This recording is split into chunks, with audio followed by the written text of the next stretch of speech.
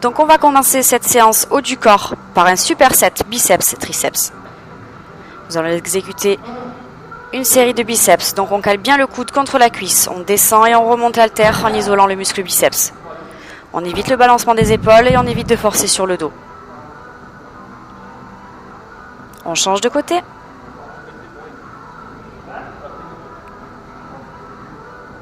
Pensez bien à respirer.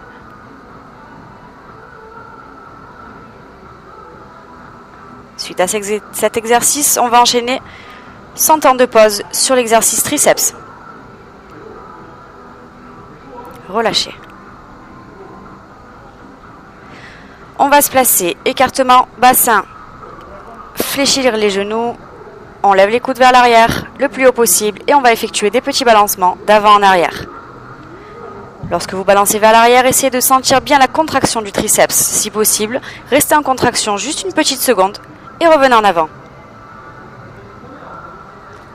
Après cet exercice, on fera 30 secondes de pause et on effectuera ce cycle 3 fois. On va passer au superset épaules lombaires. Donc placez-vous bien, dos droit, on rentre le ventre, on monte les coudes, on respire, on regarde droit devant.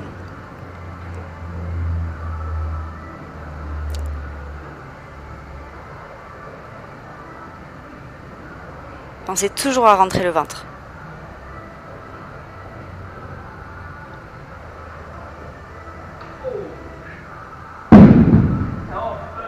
On repose. On va enchaîner sur l'exercice lombaire. 100 temps de pause, bien sûr.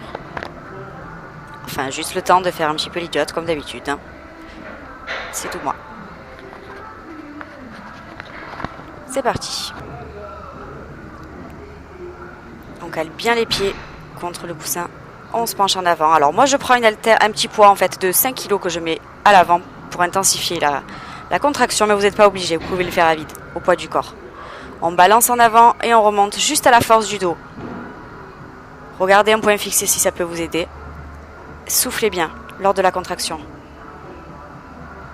Pensez aussi à rentrer le ventre, toujours. Très important.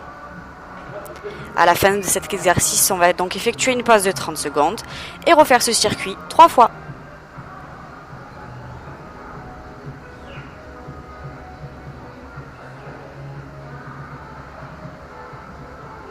Ouf. Allez, on effectue un dernier superset, histoire de bien travailler. On va faire travailler les dorsaux sur les 2 prochains exercices, mais sous 2 angles différents. Donc le tirage à l'horizontale, hop, le poids un petit peu trop lourd quand même.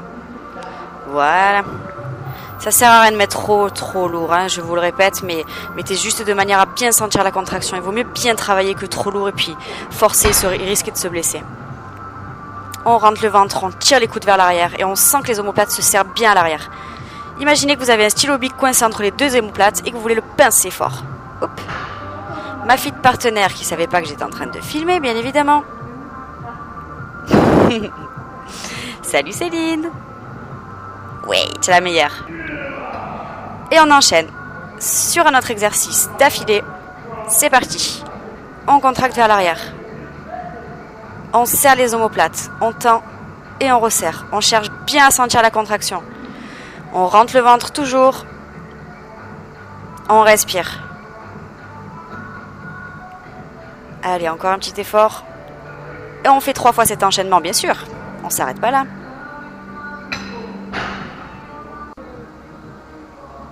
On finit par une petite séance d'abdos, histoire d'avoir fini le haut du corps en beauté. C'est parti. On fait des balancements de gauche à droite pour bien faire travailler les obliques. On pense à respirer, on aspire le nombril bien évidemment, de manière à ce que les abdos soient ventre plat. Allez, on souffle, on y est presque. Pensez à vous en bikini sur la plage, mesdames. Ça se fait pas tout seul, hein, c'est du taf. On repose, soufflez, super. Et le dernier exercice que j'appelle taille bâton, c'est un petit peu mon exercice chouchou. Et en général, on se moque de moi quand je fais ça à la salle de muscu. Mais bon, voilà, on se penche en avant, écartement épaules des jambes. On fléchit légèrement les genoux. On peut pencher un petit peu la taille vers l'avant. Et on fait des balancements de gauche à droite avec le bâton. Juste histoire de sentir que la taille et les poignées d'amour travaillent très bien. En général, je le fais sur 3 ou 4 minutes. Au départ, ça paraît ridicule comme exercice. Mais vous verrez qu'au bout de 3-4 minutes, ça va bien brûler et vous serez contente du résultat. On va chercher à bien marquer la taille. Surtout, ne bloquez pas la respiration.